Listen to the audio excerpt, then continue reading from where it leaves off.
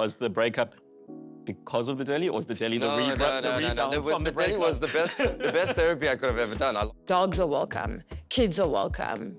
Well-behaved people are welcome. Adults actually need to be the ones that must check themselves. I tell people when they say, can I bring my dog in? I'm like, I prefer the dog to most people.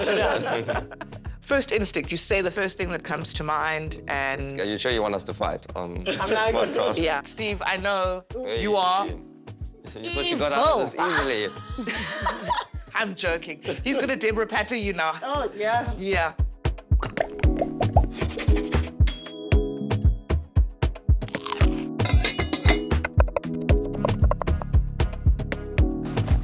Welcome back to What's the Difference, a Woolworths podcast where we talk to incredible people about the little differences that make them exceptional. I'm Steve Steinfeld.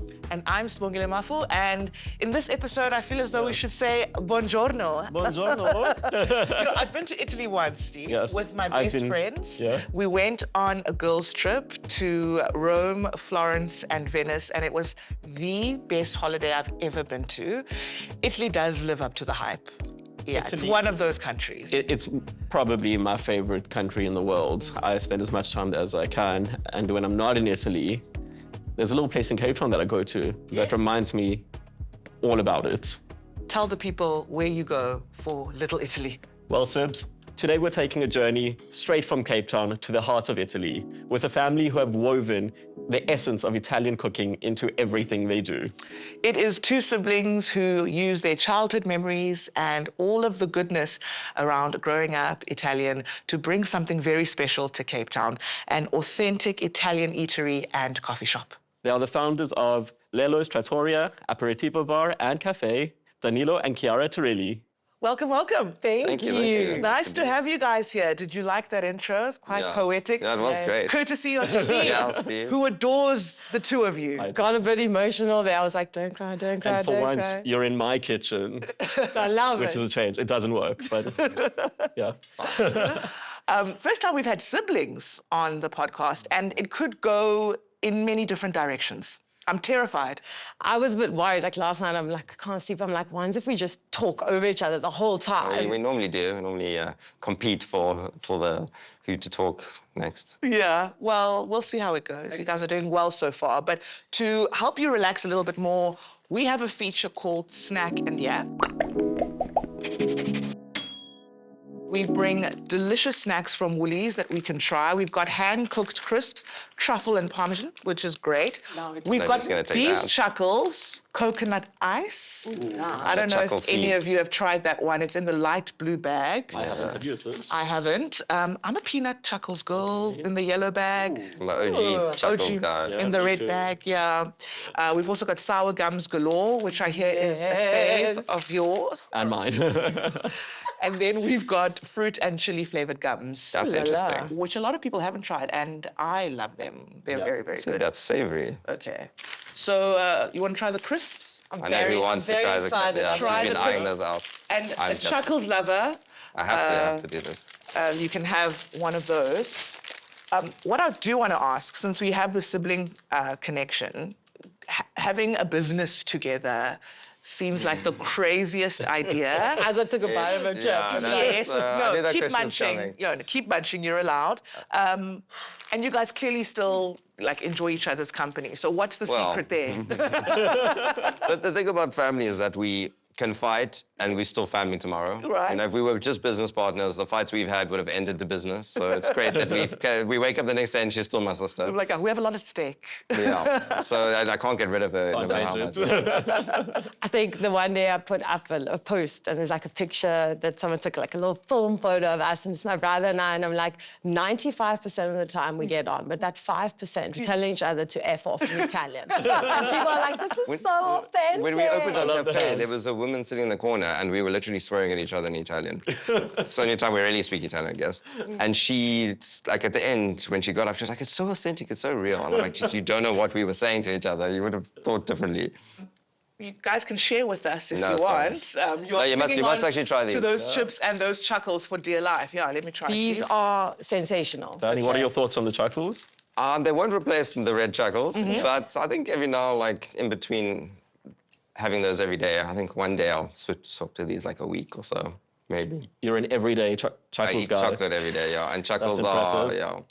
Thank you for saying that, because I do too, but I eat the peanut version. And I do like the coconut, but I also feel like coconut has its lovers and its haters. Yes, I think, yeah, a lot of people aren't going to like it, but the people that like it We'll buy all of it. yeah. Exactly, exactly. Yeah, so, I mean, actually I think would I have the like chips. Yeah, try them. All right.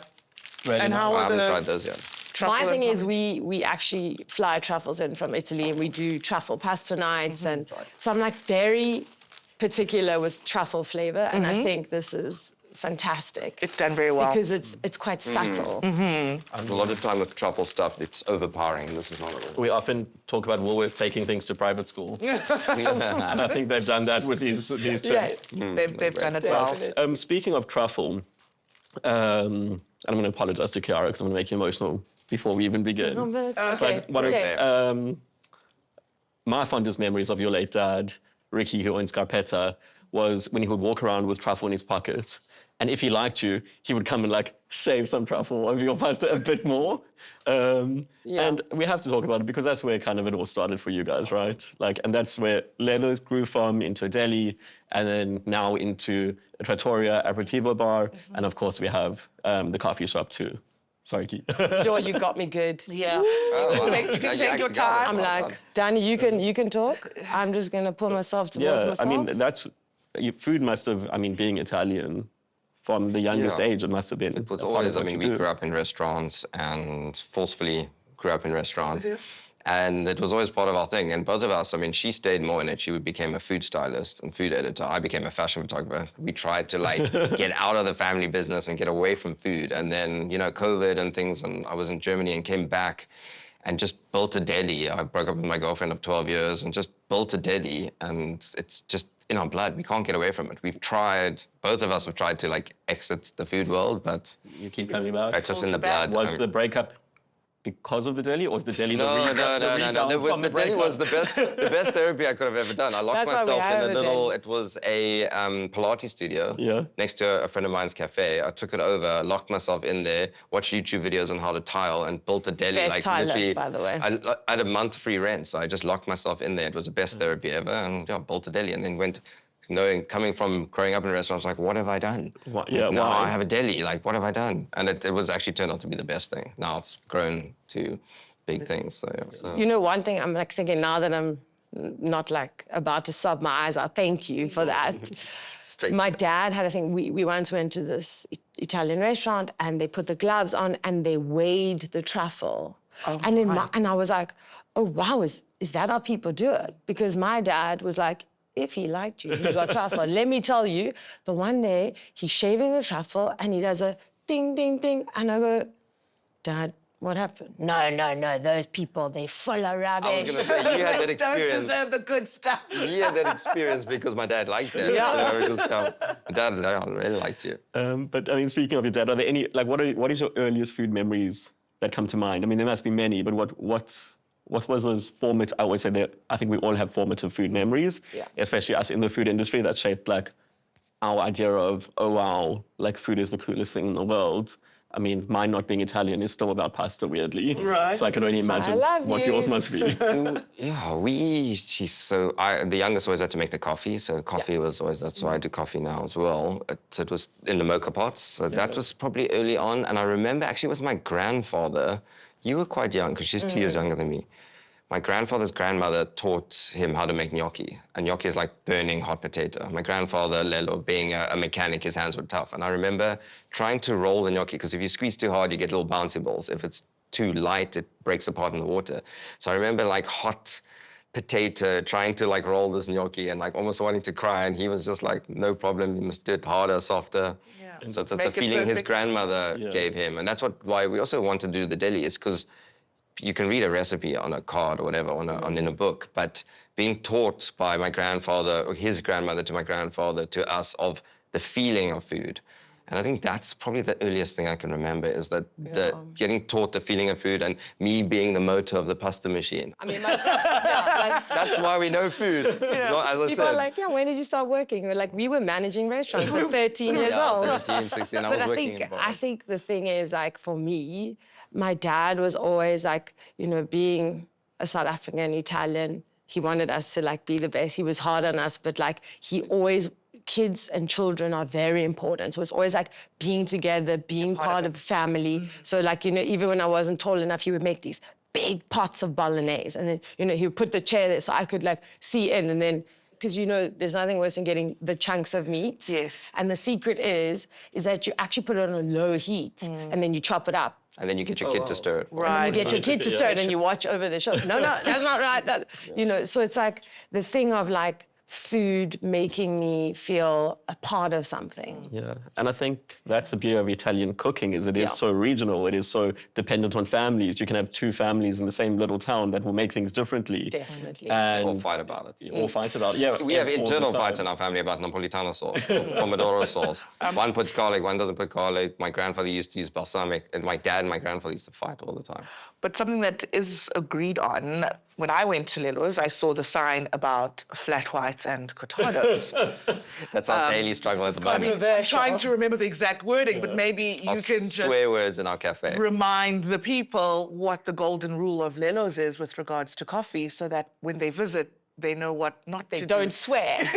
Yeah, I always cringe in the corner when someone comes in and says, "Can I have 2 flat whites, please?" And then my baristas are like trained to be like, "No, we only do proper Italian cappuccino." Yes. Because I don't know what happened here. I think it was in the 90s. We used to have these like cappuccinos, like big firm, and it was the same in Australia. Yeah. So the Australians or New Zealanders, I don't know, but they made the flat white, which in Italy that's what it is. So and cortados are Spanish; they're not Italian. So it's basically a real cappuccino is a single shot cortado because it's 7 or 8 grams, then it's milk and foam. So and it's in a small cup, and a lot of people want that here. They don't want 300 mils of milk with a double shot in it and then start shaking afterwards. So they want that, and it's just cappuccinos has become this big bowls of like, I don't know, soup here. With chocolate powder on top. I mean, we do the chocolate powder too, which is old school Italian. He is cocoa. She is not more into the hot thing. chocolate. It shouldn't have sugar in it. It's a small amount of milk and it's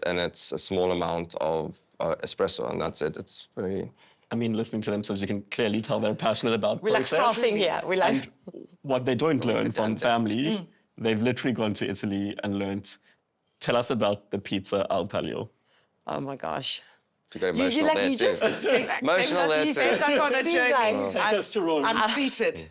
So the last trip that my dad ever sent us on, he was like, he used to make pizza al taglio, but it was like from feeling and from, it wasn't like what we wanted to do exactly. We call it, I mean, we can say it's a Dorpi, 45 minutes outside of Rome, Piccolo Paese, so a small little city.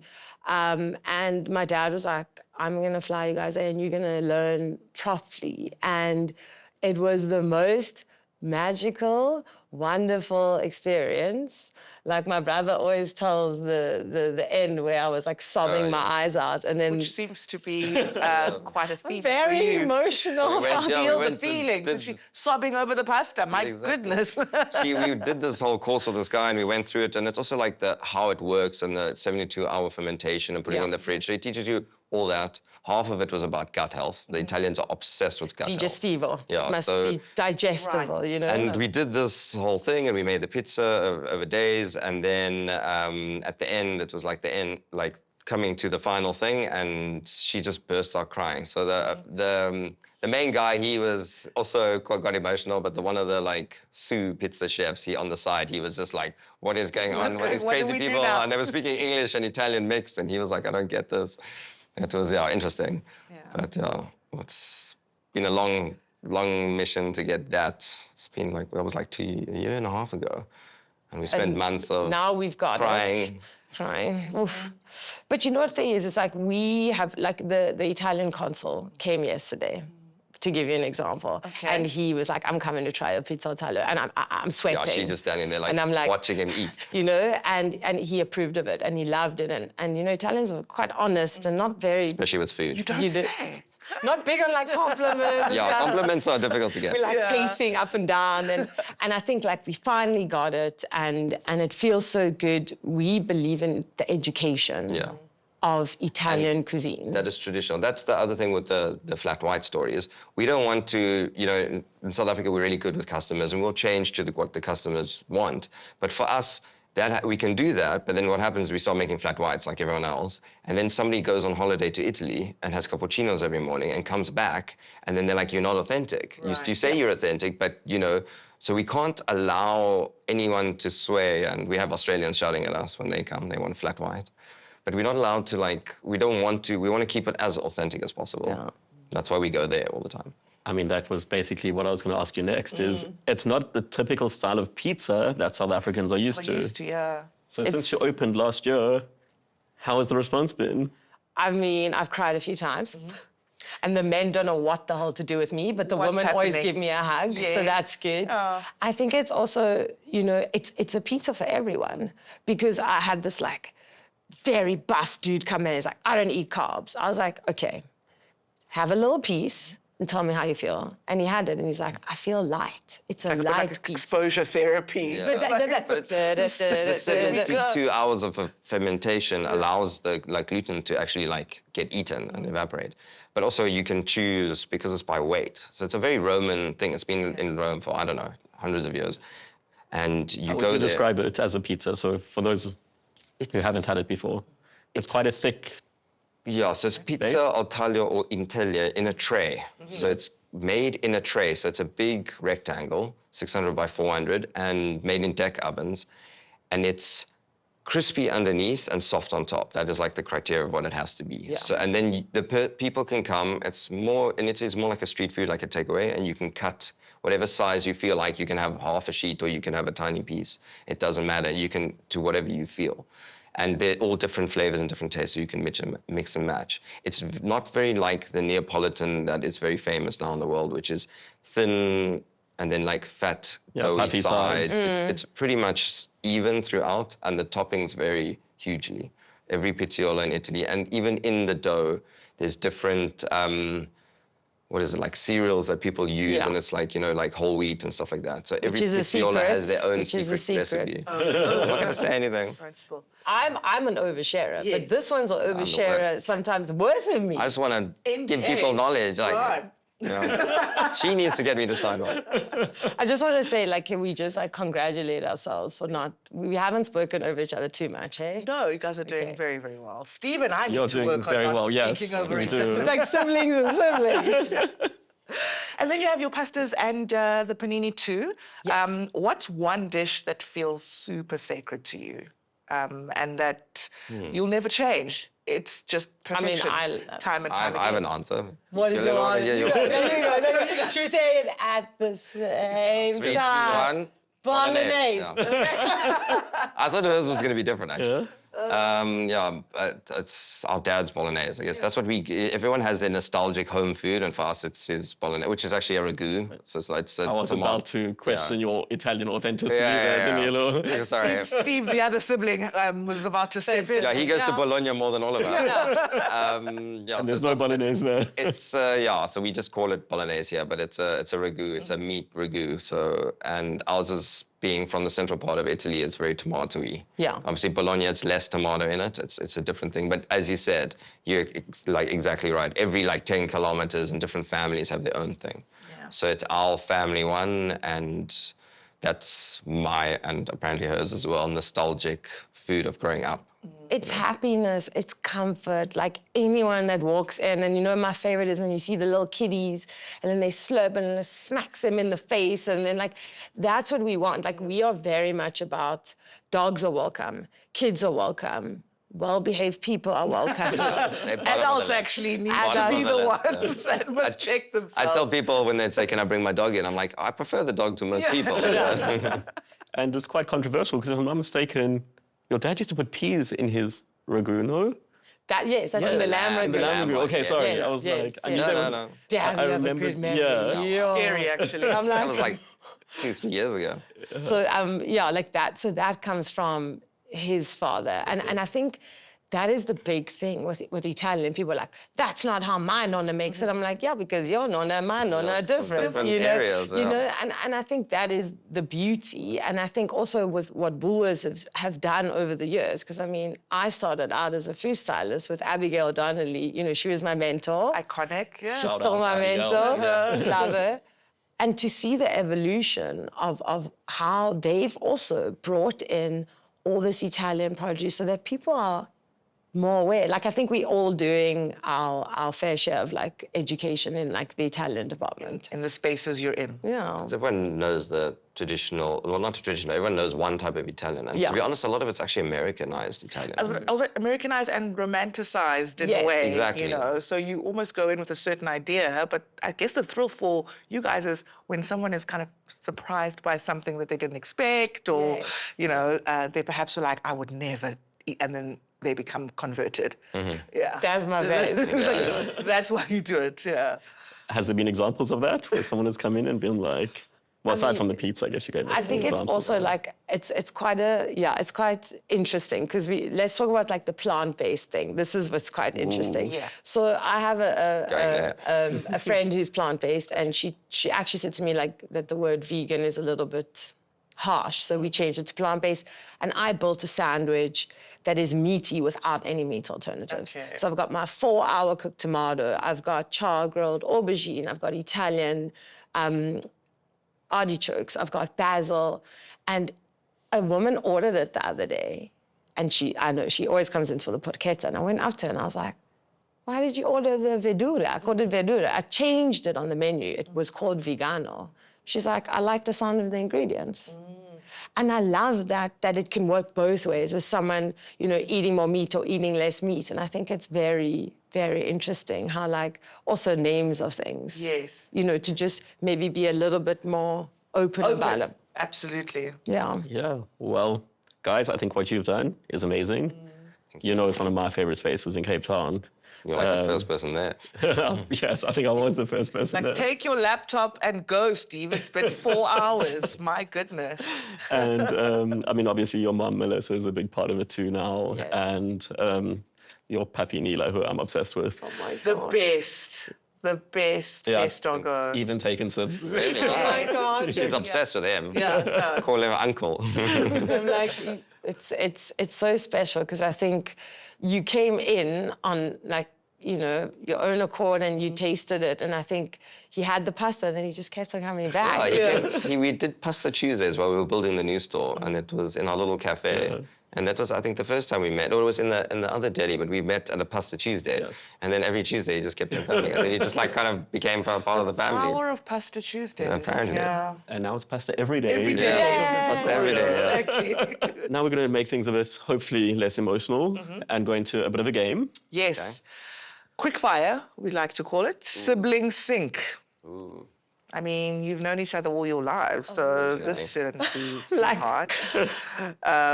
Okay.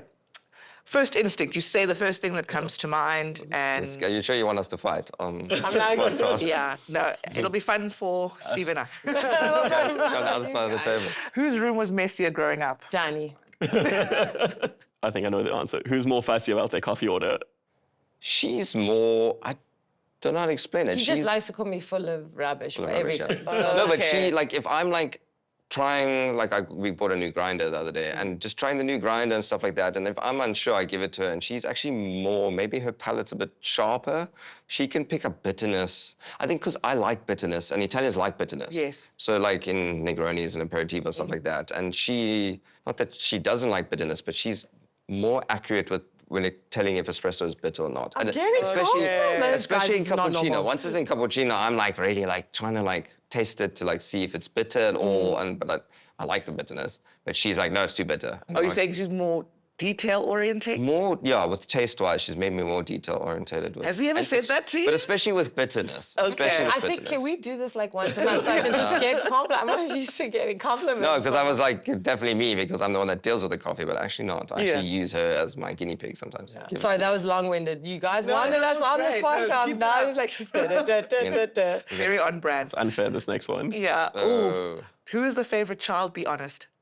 We're both going to say Dani. Yeah, we always fight about this. I always say to my mom, your blue-eyed boy, not that he has blue eyes. She's like, but I grew up and I was like, you know, the older brother that get to like take out the rubbish and all that stuff, and she didn't have to do it. Also, the coffee in our family, including our auntie and my whole family, it's always the youngest that makes the coffee. And this one got out of it. And I'm talking about generational stuff. She got out of it. I was like, I was the one. I think Dani should do it. And my dad was like, you're right. With our mocha pots. Jokes aside, I always did say, like to my friends that have kids now, I don't know how my parents did it, but they really did show us love equally, and I don't know how, because I'm the more perfect one. But like, you know... I was also the naughty one at school, and she was the perfect. Yeah. I mean, I have an older sibling. I say to my parents, like, it's okay to also have a favorite in different seasons. Yeah, I think through our lives, it probably, you know... It's nothing personal. I won't take it personally, you know. Right now, my brother has just had a baby, and he's the favorite. Definitely. Yeah. But my time will come for something else. You know, maybe this podcast. Yeah. I don't know. Who is the most dramatic? Oh,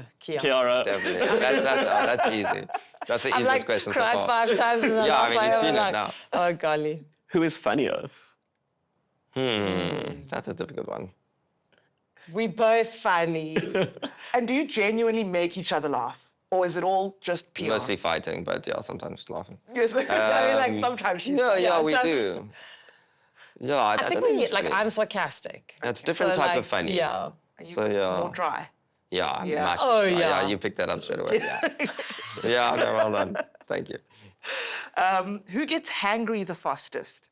Yes. Takes after my dad. My dad and my sister, geez. I can... Also, being as a photographer, 16 days and I forget to eat. She doesn't understand that. She's like, how can you forget to eat? Just doesn't. I don't get it. And then a lot of feeding going on of others too. Oh, I'm a feeder, just like my dad. I love it. Yeah, she definitely is. I love it. But we were in Rome and we wanted to go to this beautiful charity shop where we bought like all these amazing clothes. That was the first time we fought in Rome. And I was like... in a car, I was driving a little Fiat 500 through Rome, stressed with like thousands of cars driving through the middle of Rome. I need a snack. And he's like, pull yourself together. And I was like, no, I'm going to go and buy a bag of pistachios or something. And I go and I get it. And then we come back and it was closed. He's like, you see what you've done? And I was like, I was all happy because I had my snack. It's like I'm watching a reality show. No, you've got like... Possibly the next chapter. You should film a reality show. Let's go to Italy. We fought in Rome, That's a good name. Oh, we fought so many times. Who is more likely to steal something out of the deli fridge? Dani. Yeah. Are you stealing it for your own use or to create something cocktails new? and stuff like that? I've been doing that. But also like guancia, so our family's from Rieti, where guancia, pork cheek and pecorino is very important. So I always have it at home to make amatriciano or different pasta sauces. So I often steal like a guanciale and some pecorino. I'm like, no, we need to make amatriciano tomorrow. Like, leave it for the cousin. And then I see him like, This is a business. I know. Who is more heavy-handed with the olive oil? I mean, I would say me. Yeah, I'll tell you. I love it. I mean, I once did... I see nothing wrong. I love it too, but she's it a just generous glug, an Italian glug. So like if you're doing this, it's like a little...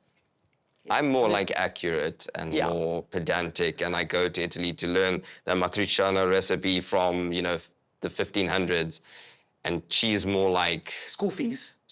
And just also like, I need to have exact right, you know, pecorino from this district, and otherwise I don't want to make it. But she like, but have a fridge at home, and I got to make a meal. I just like, freak out. She just like pulls stuff and does everything. So it's very different. And with olive oil, I'm like accurate with like a sprayer that disperses it. And she's so you want me to be making your salads and you're exactly. Finishing your pasta. I'll remember that. I'll remember that. I think we've answered it, but who is the messier cook?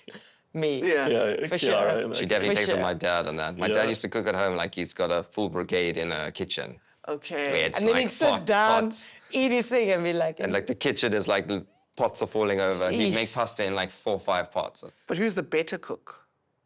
I'd say I'm more old school and accurate and stuff like that, but I think she's the better cook. Okay. I think she's more like she's... Like from the heart, like soul, and we're crying over the pot. And mine will be, you'll have the same pasta that was in Italy at this time period. It will taste exactly the same it did. So I like research it all and go to Italy and find out. But she cooks. So I cook more from the brain, let's say, and she cooks more from the heart. So I guess. And this is why this give it works. to her. You know, Yeah. I love this dynamic, the two of you. It works. Yeah, You know, I do rein her in on some of the stuff where like Chiara need to write it There's down. the supervisor and, like, with the clipboard. While he's stealing things from the fridge. Exactly. diversion. Speaking of the fridge. Yes. We have something called the cold seat, which allows us to bring someone from Woolies to answer any burning questions you have.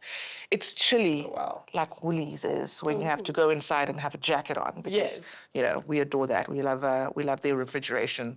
Their cold chain is the Their cold best chain by is far. excellent. Exactly. You heard it here first. No, they are We the masters don't of cold mention it chain. every episode. I shouted my staff like cold chain when they leave the milk out or something for like 2 seconds. I'm like cold chain. Exactly. And today we'll be talking to Thulisa Martins, the Senior Product Developer at Woolies, who'll be answering our very cold questions. Hello. Hi, guys. Step up into our office. We've just put a little jeez. something for you. Wow, that's heavy. Hold on, let me help you there. The massive Woolworths think- backpack Out the way. They are quite heavy. Quite heavy, yeah. They are Let me very help you. heavy. We're still waiting Thank for you. a guest to bring us the giant gift bag. Yes, so maybe That when we can go to be Lello's, arranged. we'll be able to That can be arranged. leave with a takeaway. Yeah, looking forward to that. Thulisa, welcome. Thank you. To the cold seat. Oh, it feels very cold. Thank you for saying Or maybe yes. hot. I don't know. Thank you for saying yes to the invitation, you know. Brave. And I know you two have questions maybe about what Thulisa does, but before we get into that, maybe tell us what you do at Woolies exactly. I'm a senior product developer at Woolies and currently in the prepared meal space, so I eat a lot. I taste a lot, and Best. love it. And do you have any questions for her? I do. I know, they've been burning. They've been burning. I think the one thing I've just been thinking about is where do you get your San Marzano tomatoes from? Okay, I'll tell you a little story first before I tell you where they come from. They are locally grown, and I'll tell you why. So the team actually traveled in 2022, and it was our produce team together with our growers, which is our specialty local growers, to Sicily and also to Spain to really just learn more about just raw material and ingredients. And one of the flavors, or one of the tomatoes that were chosen was San Marzano. And so the team actually brought back the seed. Oh, that's beautiful. And that's the authenticity about that. They brought back the seed. They had a year of growing this seed in South Africa to make sure that it actually grows well. And so we've got 2 growers, one in Nelspruit that is basically growing this seed for us, and one that is close to the Paarl region. And I think we've hit the sweet spot in terms of they are available from July until October. So they are available for our customers, and as you would know, being Italians, that is like the best tomato for sauces.